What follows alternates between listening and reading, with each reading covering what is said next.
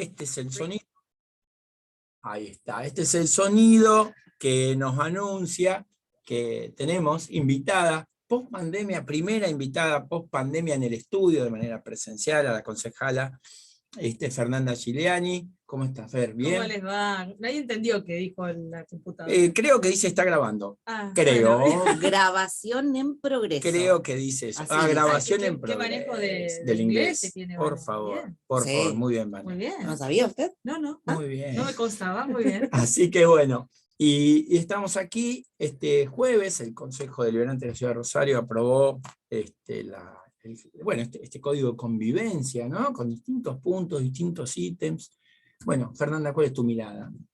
Bueno, primero, me parece, viste, que estamos en la época de la posverdad, ¿no? Entonces, se construye un relato que después no tiene nada que ver con la realidad. Yo creo que hay que decirle a los vecinos de la ciudad de Rosario y a las vecinas de la ciudad de Rosario, en realidad, qué es lo que votó el Consejo. Nosotros teníamos un código de falta que era de 1981, que obviamente necesitaba actualizarse, ayornarse a las nuevas tecnologías, a los nuevos tiempos. Ahora, les propongo algo.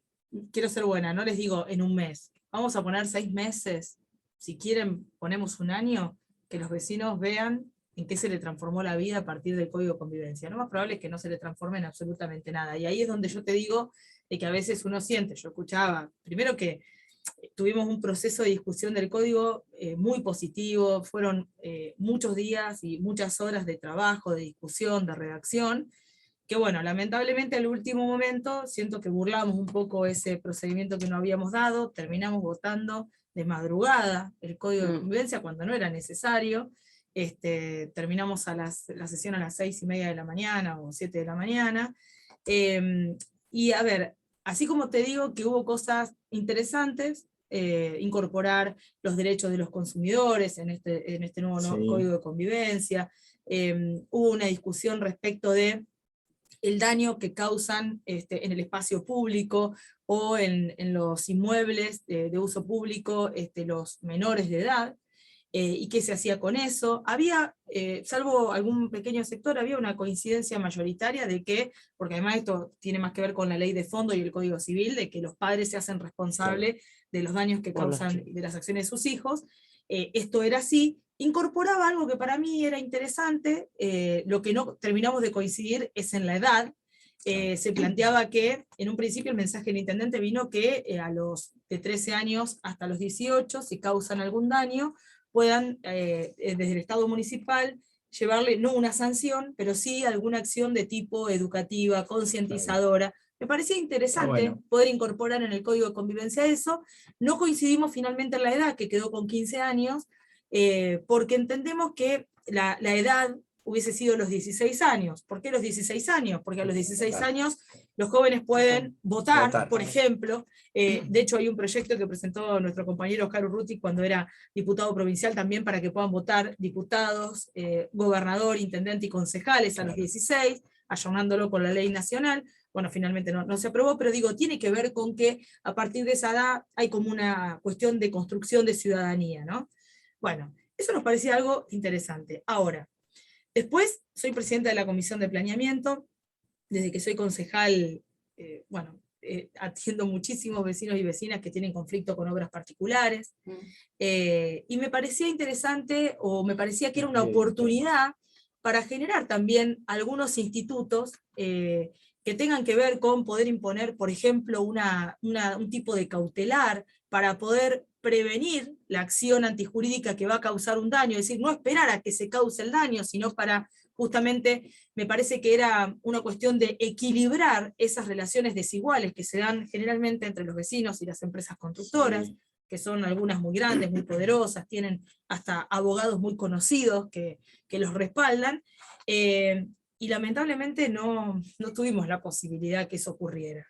De hecho, en off lo que te decían es, no, nosotros no nos queremos meter en las obras particulares, nosotros entendemos que eso son cuestiones entre privados. Y bueno, digo, me parece que en ese sentido teníamos una oportunidad y se termina perdiendo, y además después, bueno, el bloque Ciudad Futura incorporó lo que se llaman las faltas urbanísticas en el Código de Faltas, y que nosotros tampoco coincidimos en esa mirada, porque de alguna forma, primero que intentamos mejorar el texto, de que esas multas sean progresivas. ¿Qué quiere decir? Que aquel que tiene la espalda más grande, aquella obra más grande, pague más plata, le duela más. Bueno, no quedó así, pero tampoco conceptualmente compartíamos que, a ver, cuando hablamos de normas urbanísticas estamos hablando de las normas que tienen que ver con las alturas, que tienen que ver con los usos. Es decir, es ese contrato social que tenemos los rosarinos y rosarinas de qué ciudad planificamos y de qué ciudad queremos.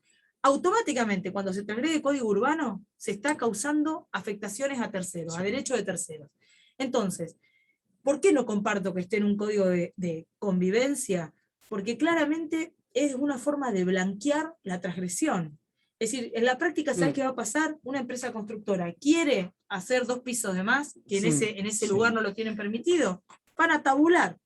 Van a decir, che, muchachos, fijémonos el máximo que nos pueden imponer de multa, Y acá, y acá incorporarlo a la ecuación económica de la empresa. Claro. ¿Me explico? Eso es Lo lo que va a incorporás pasar. al gasto, lo incorporás al gasto. Eso es lo que va a pasar. Que vale aclarar, ha ocurrido en los últimos años, en muchos lugares de la ciudad, en muchos barrios, donde, bueno, estos emprendedores, estos constructores, transgreden la norma porque económicamente transgredir la norma le genera mucha más ganancia a su emprendimiento y la multa no es acorde a la ganancia que le genera. Exacto. Y no estamos hablando de pasarse 2 pisos, Fernanda, hay casos que han sido emblemáticos No, en la muy, ciudad. muy claro. obscenos, pero además yo lo que planteaba era que me parece que en el afán tal vez de querer incorporar alguna discusión al código de convivencia, no terminamos poniendo el ojo donde lo tenemos que poner. Yo tenía en mi banca una nota que presentaron los directores de obras particulares de todos los distritos, donde le estaban diciendo al intendente y le estaban diciendo al sindicato que habían reducido la planta de control, digamos, de personal de control en un 80%. Entonces, ¿qué quiere decir? Que en esta ciudad no tenés inspectores para controlar la ejecución de las obras. Entonces, vamos a lo importante. Había un proyecto del concejal Agapito Blanco, que ustedes saben que yo con Agapito Blanco no tengo nada que ver, diciendo en absolutamente todo, pero tiene un proyecto que plantea la obligatoriedad por parte del Estado municipal de tener que controlar en 4 etapas o en 3 etapas las obras. Y yo creo que eso es algo positivo. ¿Por qué?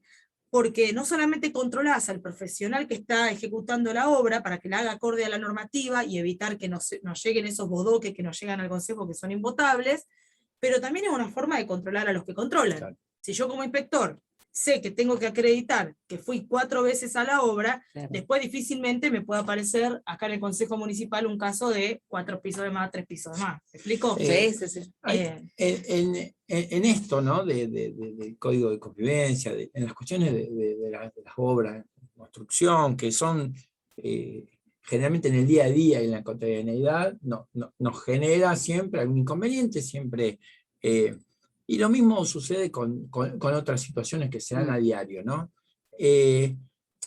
Yo lo que preguntaba en su momento, recuerdo si esto de darle el poder de policía al ciudadano, digamos, esto puede ser también un inconveniente más que genere dentro de la convivencia, si bien es necesario tener un código actualizado, porque no puede ser que tengamos el 81 de la dictadura militar, digamos, algunas cuestiones que obviamente serán insostenibles. Aparecía el arresto, por ejemplo, para que vos te des una idea, en nuestro código actual teníamos el arresto, la verdad que inconcebible, por eso, inconcebible en el siglo XXI, en cuanto a una falta, digamos, municipal, pensar en que se te puede arrestar. Pero esto se nos puede volver en contra como un ciudadano de tener la posibilidad de filmar, de poder enviar una foto, de poder... En realidad parece un instituto que es el jurado vecinal, que a mí me generó muchas dudas desde el principio. Intentamos hacerle algunas modificaciones. También yo quiero ser sincera en esto. Se votó por unanimidad porque entiendo que fue un mensaje de la Intendencia y el concepto general, digamos, de reformular el código de faltas, ningún concejal se iba a negar a eso. Por eso hay un voto en general, digamos, del proyecto. Sí me parecía que lo del jurado vecinal, ya que era un instituto innovador, podía haberse pensado en una prueba piloto. Es decir, pongámoslo en práctica, pero pongámoslo en práctica no ya en el texto normativo, sino como una prueba piloto. no sé, me generaba más dudas que certezas, porque me daba la duda de si justo en un caso muy importante o de relevancia, que generalmente en esta ciudad, cuando hablamos de una situación importante o de relevancia, es porque salió en Canal 3, ¿no? Vamos a ser sinceros, es porque salió en algún medio Sí. de comunicación. Sí, un medio masivo. El juez de falta no quiere hacerse responsable del rol que le toca y quiera hacerle poner la cara a los vecinos de esta ciudad. Claro. En un contexto donde en Rosario la situación social es difícil. muy compleja, Está difícil. ¿no? Donde hoy a mí me pasa como concejal que recorro y que los vecinos o me dan una nota que ni me la firman, donde a veces me la acercan y yo la agarro, no tenemos ni siquiera una conversación. A veces te lo dicen, te dicen, digamos, la situación, o un búnker, o alguna situación particular, que obviamente no se animan a denunciar, porque a quien tienen que denunciar es al que vive al lado de su casa. Entonces, ese es el contexto social donde se pretende el jurado vecinal, ¿no? Entonces, me cuesta pensarlo. Digo, capaz que tengamos esta charla en un tiempo, yo les diga, mira, la verdad que funcionó bien, me tengo que retractar, no tengo ningún problema, pero me generaba duda. Y en referencia porque si bien la agenda hoy está, como bien vos estás diciendo, ¿no? Esto de los búnkeres y la violencia y el miedo que la genera, inseguridad. Y el miedo que genera a los vecinos, a las vecinas. Digo, hay otras situaciones que son por ahí menores, pero que sí afectan al normal desarrollo, ¿no? El tema de trapitos, el tema de los perros que dejan sus necesidades ahí en el parque y sus dueños, sus dueñas no se hacen cargo.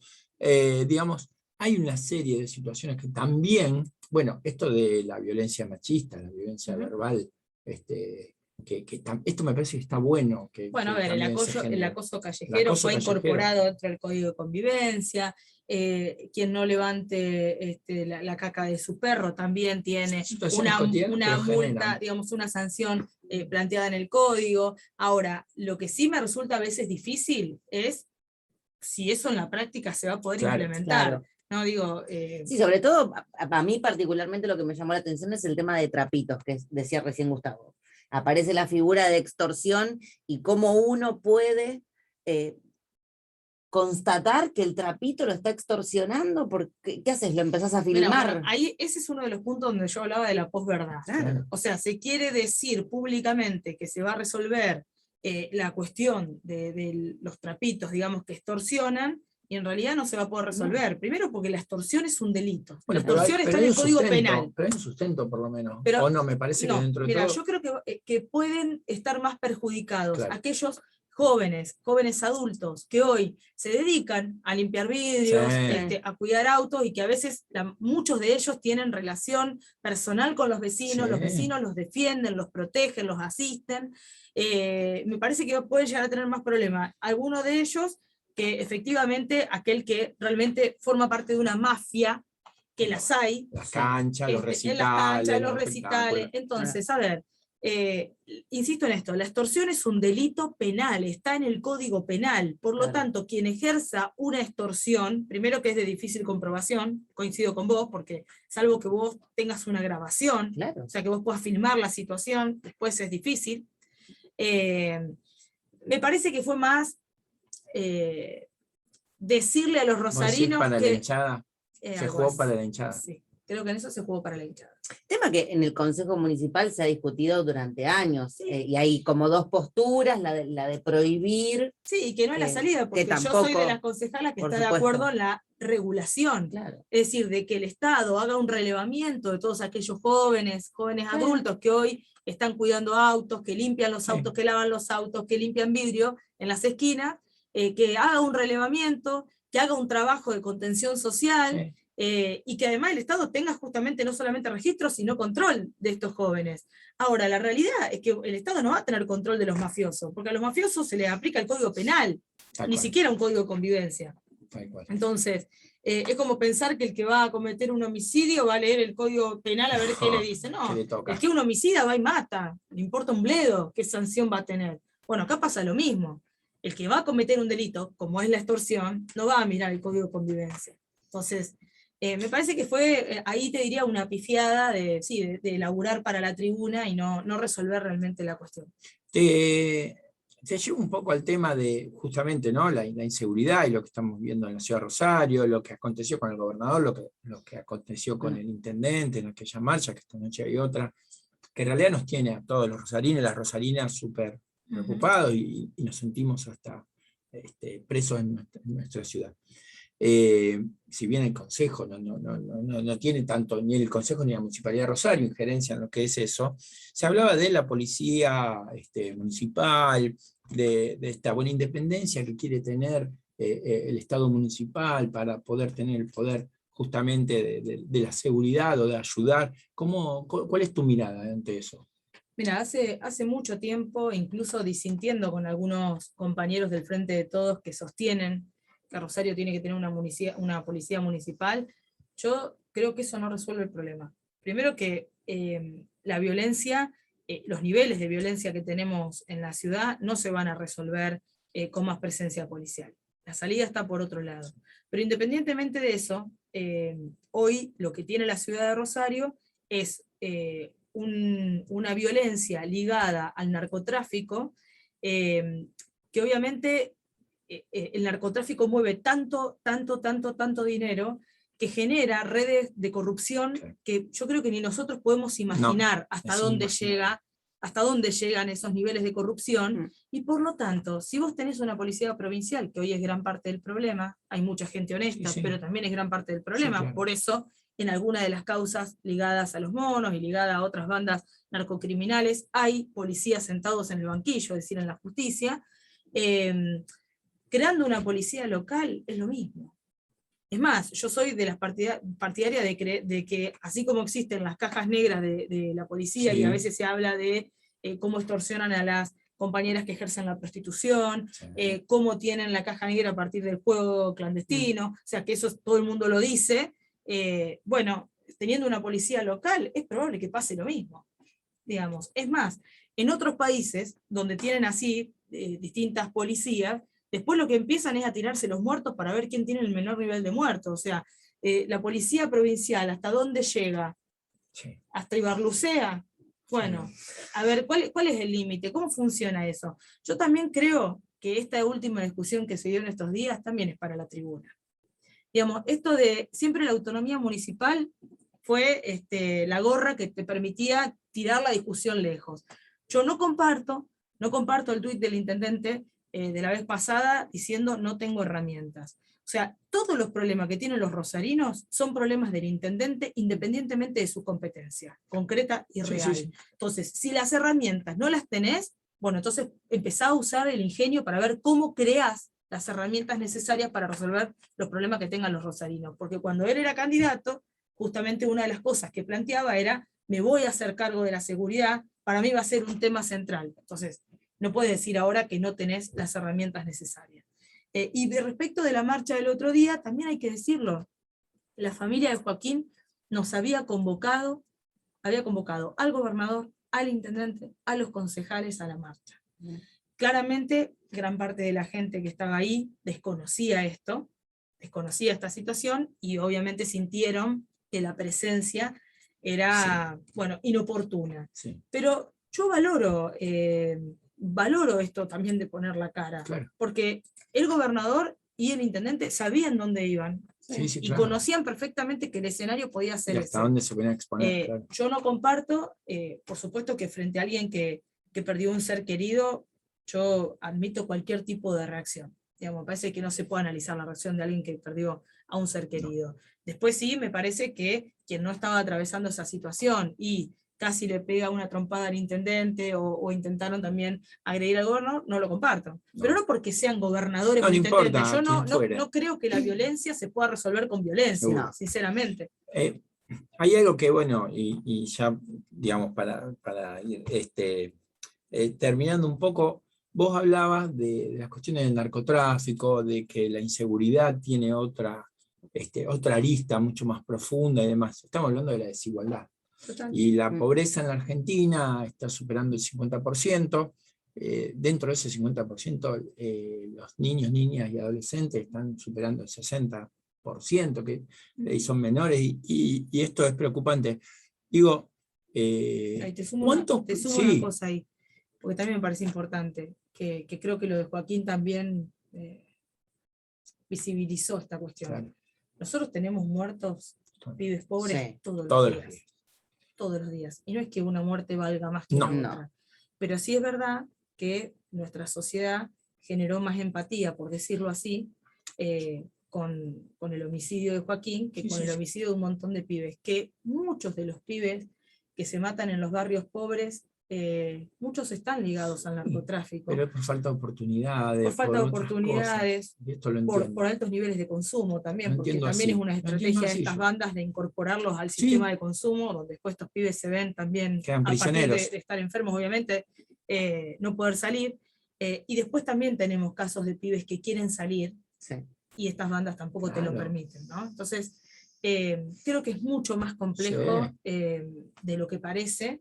No hay recetas mágicas. Yo particularmente, bueno, siempre fui una opositora muy dura con el Frente Progresista y con el socialismo, pero cuando fue la época del Rosario Sangra, Sí. como concejal no participé de las marchas, o sea, siempre traté de ser muy, muy cuidadosa, porque no me parece que sea un tema, primero, que se pueda capitalizar políticamente. O sea, No, quien no, no, cree, no, no. quien Es cree que que no, lo puede pero capitalizar se equivoca. claro, es Eh, política. sí, Porque sí, sí. es una necesidad política Sí. fuerte que tenemos No, la y hace falta ciudadanía. política en Pero materia de claro, inclusión, en materia. Exacto. exactamente, pasa por ahí. Pero bueno, digo, me parece, porque veíamos el debate el otro día de concejales, Sí, sí. ¿no? Alguna concejal que uno a veces la ve que, bueno, le esquiva un poco al trabajo, decir como si fuese tan simple resolver la cuestión de la seguridad cuando fueron gobierno y cerraron tantas Sí, pymes sí, en la sí, República claro. Argentina, dejaron sin laburo a tanta gente, aumentaron los niveles de pobreza. Entonces, después no nos asombremos si tenemos niveles de violencia. La otra vez comentaban, parecen estadísticas, pero cuando vos tenés un mayor índice de delitos predatorios, que son que te choreen el medidor de agua, que te Sí. choreen el cable, bueno, es que hay pobreza, Sí. que hay hambre. Digo, El ¿tá? timbre de bronce. Exacto. Y a lo que apunto, y esto que vos hablas de la condena social, a mí me da mucha bronca, y lo he dicho muchas veces al aire. Por ejemplo, al pibe que matan a palo los vecinos ahí en Marcos Paz y San Juan, 3 de febrero, por robar un celular, que lo ajusticiaron entre 5 o 6. Digo, hay tantos, Gustavo Shanahan, hay tantos de esos, como tantos otros que puedo ir nombrando, que roban y roban y roban dinero, ahorros a gente con corrupción, con desvío de fondos. Hay tantos de esos, que tantos celulares llevan, y la sociedad no los mira mal. Bueno, pero yo creo que ese es el debate que hay que dar. Y a estos pibes que les faltan oportunidades, que no tienen, que viven rápido, corto y furioso, y con plata en el bolsillo que nunca su familia la han podido obtener con tantos años de trabajo. Digo, me parece que estamos con esto, ¿no? De la profundidad del tema en la falta de oportunidades. Creo que No, y pasa yo coincido por plenamente con vos, pero creo que es el debate que nos debemos de cara a la gente también, para poder explicar por qué nos pasa lo que nos pasa. Es decir, no nos pasa lo que nos pasa solamente porque un pibe chorea un celular. Claro. Yo creo que, mirá, y desde que estábamos con el Tigre en el Consejo, veníamos planteando un abordaje por parte del municipio en lo que es la economía del delito. Y ahí en la economía del delito también hay una responsabilidad ciudadana, porque muchos de los que se indignan con ese pibito y los golpeaban, ¿no? El que había robado el celular, después son los que van y te compran un celular por 3.000 pesos, ¿no? Entonces, o la bicicleta. O la bicicleta, o la Play. Entonces, digamos, eso que yo estoy pagando mucho más barato de lo que sé que sale, es probable que esté manchado de sangre. Y ahí hay una corresponsabilidad ciudadana también en lo que está ocurriendo. Totalmente. Y después esto que vos planteabas, esto de que a veces parece que tenemos distintos niveles de indignación. Claro. Nos indignamos con el pibe que chorea el celular, pero después a Shanahan lo aplaudían. Shanahan tomaba café con grandes autoridades, importantes autoridades de la provincia y de la ciudad, entonces se lo festejaba. Fue un tipo que no solamente estafó a mucha gente con sus urbanizaciones, porque además como concejala. Él es la cara de muchos Exacto. que son Hemos así, tenido ¿no? que resolver muchos de los conozco. líos de los pasos y de algunas urbanizaciones en las cuales formó parte, pero es lo que vos decías, el delito de guante blanco. Claro. La verdad es que las cárceles en la República Argentina están llenas de pibes jóvenes pobres. Sí. Y Shanahan hoy tiene prisión domiciliaria. Claro. O sea, ya estaba preso y ahora ya está en su casa. Sí. Entonces, Sí, sí. digo, me parece que Sin si que no la ju- empezamos o sea, a... sin hacer juicio de valor, la justicia tiene que actuar tanto con el que Está roba el claro. celular, con el que Con roba la todos. bicicleta, como con Con todos. los Shanahan. Pero por sí es llamar así. verdad, que cuando empecemos a pensar que del búnker de Villa Banana, Claro. de repente había una relación con una financiera que estaba en el centro, y que hay una relación con una persona que hace emprendimiento inmobiliario en la ciudad, bueno, ahí es donde, activemos la indignación, y por parte del Estado, también hace mucho tiempo que venimos diciendo que hay que hacer un fuerte eje en el control económico de las inversiones de la ciudad. Cada vez que nosotros hacemos este planteo nos dicen, ustedes están en contra del progreso de la ciudad. No, yo quiero que Rosario crezca, pero yo no quiero que venga cualquier inversión con el origen de esos fondos de cualquier lado. No, que sean inversiones que además le hagan bien a la ciudad y que sean con fondos que se puedan por lo menos explicar ¿De dónde viene? legítimamente y legalmente. Bueno, Fernanda Giuliani, concejala de la ciudad de Rosario, bueno, muchas gracias. No, gracias a ustedes. Qué Un bueno, placer. que volvamos a la presencialidad en los distinto. estudios distintos, que a mí me gusta grabarlas las notas, así que Muy bueno, bien, muy porque bien. así las vamos a compartir. Muy bien. Bueno, muchísimas No, gracias. gracias a ustedes. Allí pasaba Fernanda Giuliani por Onda Verde y seguimos hasta las 15.